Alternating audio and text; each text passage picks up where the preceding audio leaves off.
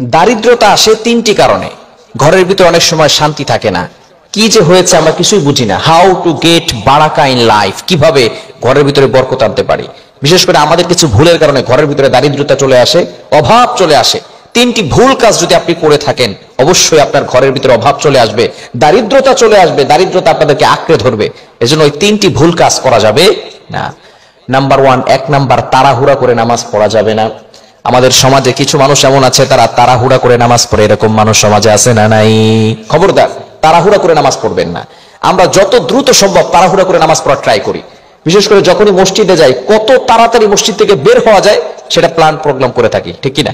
খবরদার, আপনি এটা কখনোই করবেন না। আপনি যতটুকু সম্ভব আপনি আমল করার চেষ্টা করবেন, একটু ধীরে স্বস্তিতে আপনি নামাজ পড়ার চেষ্টা করবেন। নামাজের ভিতরে খুশু নাই। অথচ মুমিনদের বৈশিষ্ট্য বর্ণনা করতে গিয়ে আল্লাহ তাআলা বলে দিয়েছেন 18 নম্বর পারার 1 নম্বর পৃষ্ঠার 3 নম্বর লাইন, সূরা মুমিনুনের 1 এবং 2 নম্বর আয়াতে রাব্বুল আলামিন বলেন, قد أفلح المؤمنون الذين هم في صلاتهم خاشعون। মুমিনদের 1 নম্বর গুণ বর্ণনা করতে গিয়ে আল্লাহ পাক রব্বুল আলামিন বলেছেন, আল্লাযীনা হুম ফি সালাতিহিম খাশিউন, যারা নামাজে বিনয়ী হয়, নামাজে কখনো এমন ভাবে নামাজ পড়ে না যে নামাজের ভিতরে তার মনটা বাহিরে চলে গেছে আর মনটাকে নামাজের ভিতরে নিয়ে আসে নাই, এমনটা কখনো হয় না। তারা চিন্তা করে কেউ দেখে না, একজন দেখেন, তিনি কে। এজন্য নামাজে তাড়াহুড়া করা যাবে না। নামাজে তাড়াহুড়া করলে বিশেষ করে আপনার নামাজ না হওয়ার সম্ভাবনা আছে। আপনি রুকু ঠিক মতো করলেন না, রুকু থেকে ঠিক মতো দাঁড়ালেন না, আপনার ওয়াজিব ছুটে গেছে, ইচ্ছাকৃত ভাবে ওয়াজিব ছুটে যাওয়ার কারণে আপনার নামাজ ফাসেদ হয়ে গেছে। 1 নাম্বার, তাড়াহুড়া করে নামাজ পড়া যাবে না।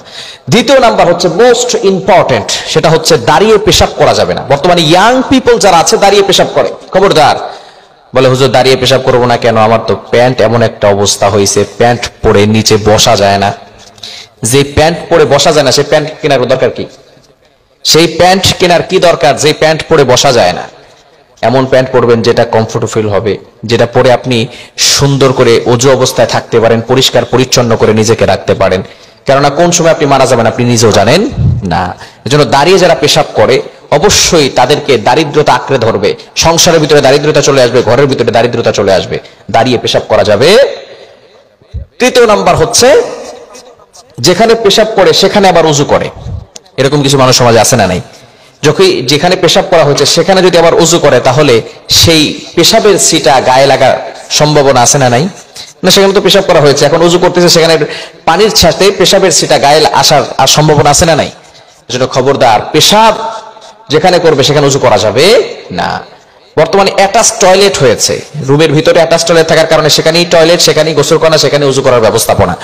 যদি মাঝখানে একটা পার্টিশন থাকে তাহলে ভালো। হ্যাঁ, ওখানে ওযু করলে ওযু হয়ে যাবে, যদি সেখানে পেশাব না করে। গোসলখানা যদি একটু আলাদা থাকে তাহলে সেখানে ওযু করলে ওযু হয়ে যাবে, তবে সেখানে কোনো দোয়া পড়া যাবে না। তবে যদি একটা পার্টিশন থাকে মাঝখানে, তাহলে আপনি সেখানে বসে দোয়াও করতে পারবেন, ওযুও করতে পারবেন। টয়লেট আর